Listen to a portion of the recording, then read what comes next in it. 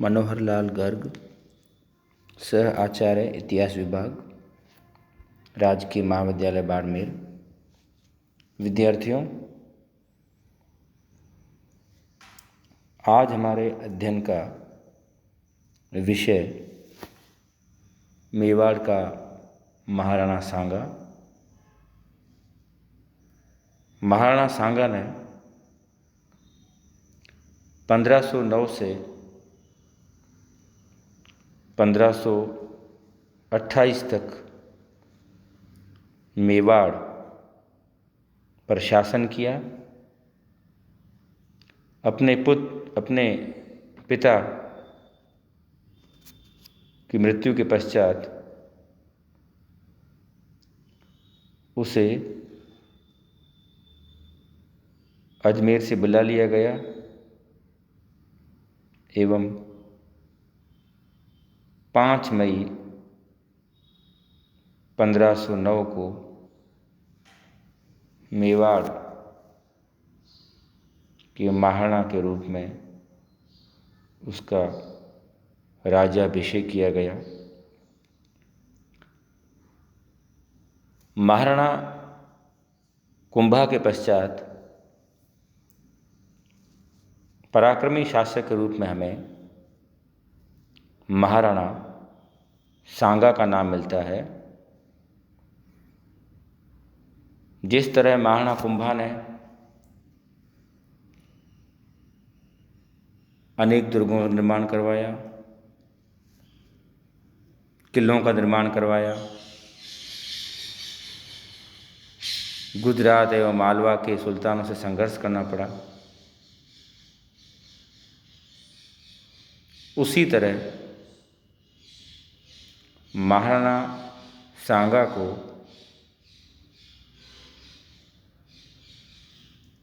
अपने पड़ोसी राज्यों से संघर्ष करना पड़ा, किंतु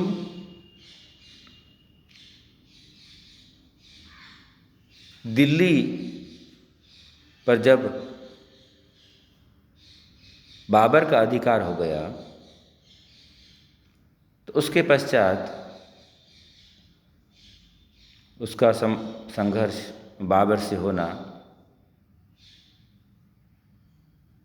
निश्चित हो गया एवं उस संघर्ष में, जिसे खानवा का युद्ध कहते हैं, में बाबर की विजय हुई एवं महाराणा सांगा घायल हो गया एवं युद्ध में उसकी पराजय हुई। महाराणा सांगा मालवा एवं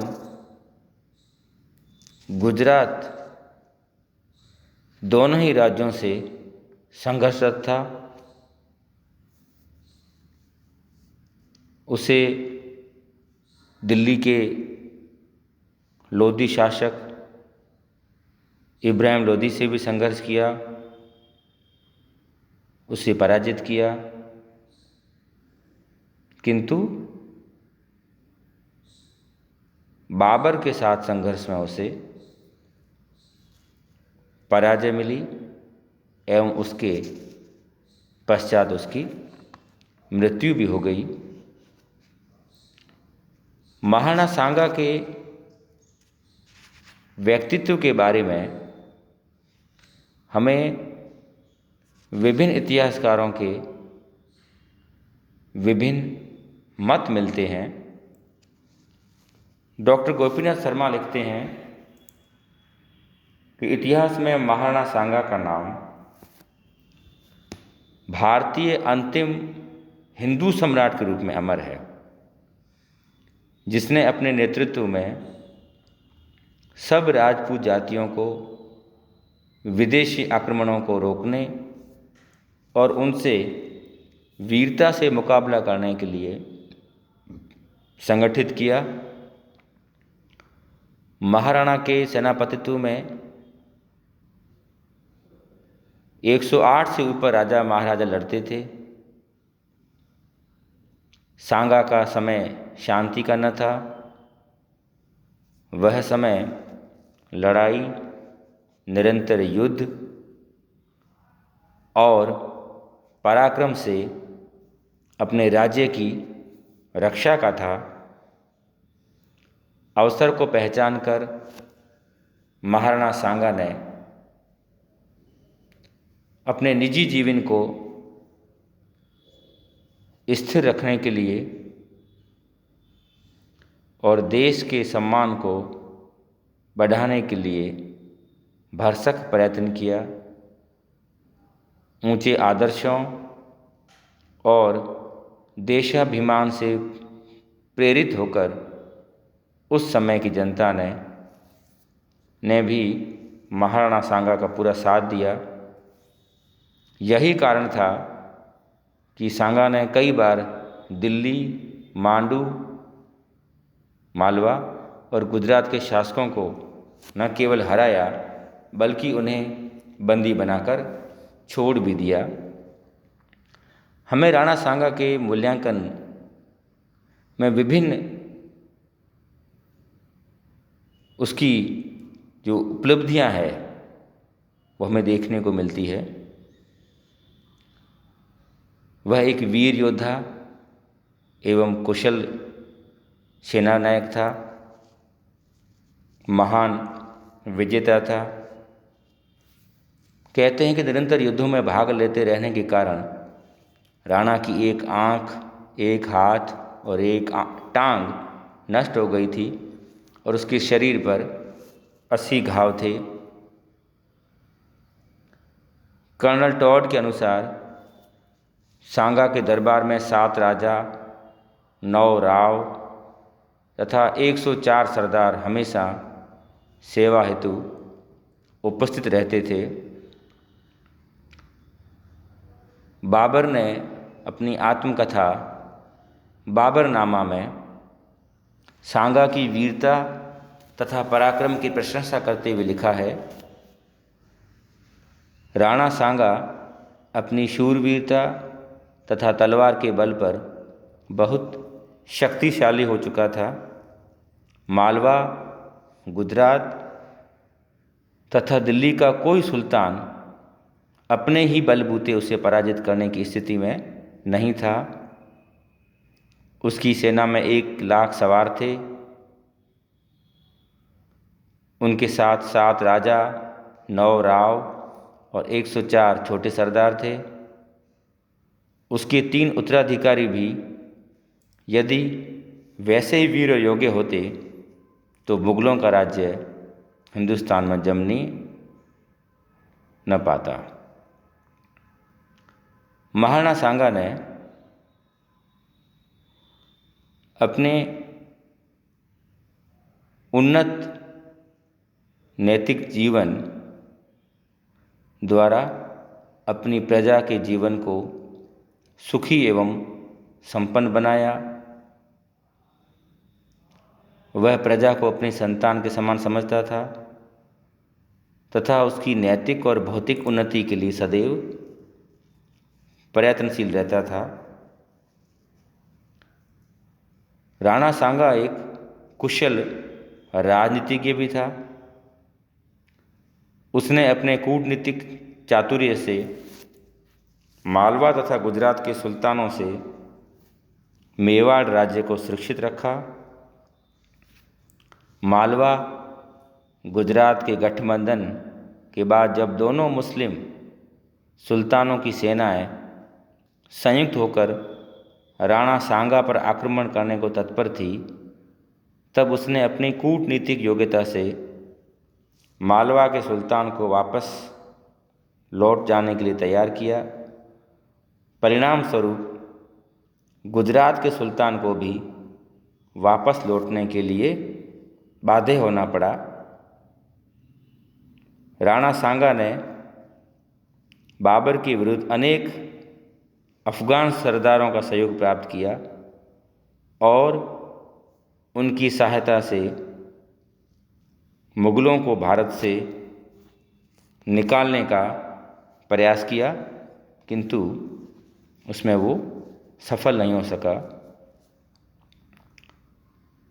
राणा सांगा में आत्मसम्मान, साहस, पराक्रम, त्याग और बलिदान जैसे उच्च मानवीय गुण समाहित थे। डॉक्टर गोपीनाथ शर्मा ने लिखा है कि सांगा ने अपने चरित्र बल से उस समय में इस बात की पुष्टि कर दी थी कि उच्च पद और चतुराई की अपेक्षा स्वदेश रक्षा और मानव धर्म का पालन करने वाली क्षमता का अधिक महत्व है। उसने हिम्मत, मर्दानगी और वीरता के आचरण को अपना कर अपने आप को अमर बनाया है। राणा सांगा को हिंदू धर्म तथा संस्कृति का रक्षक भी बताया गया है, किंतु राणा सांगा एक धर्म सहिष्णु व्यक्ति था तथा वह सभी धर्मों का सम्मान करता था। उसने अपने राज्य की मुस्लिम प्रजा को भी समानता प्रदान की, जो उसकी धार्मिक सहिष्णुता का ही परिणाम था। उसने हसन खां मेवाती, महमूद लोदी आदि अनेक अफ़गान सरदारों का सहयोग लिया तथा खानवा के युद्ध में उन्होंने बाबर के विरुद्ध राणा सांगा का साथ दिया। कुछ में राणा सांगा की चारित्रिक त्रुटियां भी मिलती है, इसमें युद्ध कौशल के अनुरूप अपनी युद्ध शैली को मोड़ने की जो सूझबूझ है वो राणा सांगा में हमें नहीं मिलती है। जैसे बाबर ने उस समय तोप खाने का युद्ध में प्रयोग किया, लेकिन राणा सांगा ने वही अपनी परंपरागत युद्ध शैली को ही अपनाए रखा। उसने इस कारण युद्ध में संभवतया उसे पराजय का मुंह देखना पड़ा। ओझा के अनुसार राणा सांगा, डॉक्टर गौरीशंकर हीराचंद ओझा के अनुसार राणा सांगा वीर, उदार, कृतज्ञ, बुद्धिमान और न्यायपरायण शासक था। अपने शत्रु को बंदी बनाकर उसे छोड़ देना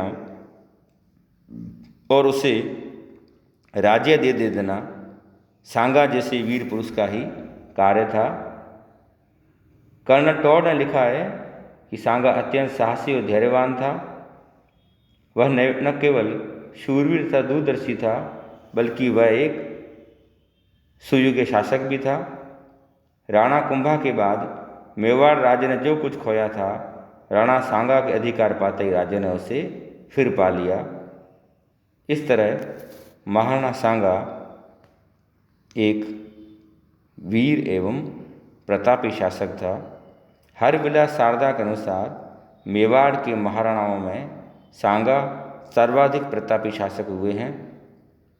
उन्होंने अपने पुरुषार्थ के द्वारा मेवाड़ को उन्नति के चरम शिखर पर पहुंचा दिया। यद्यपि वे भारत से तुर्कों को निकालकर एक क्षेत्र हिंदू राज्य स्थापित करने के प्रयास में असफल रहे थे।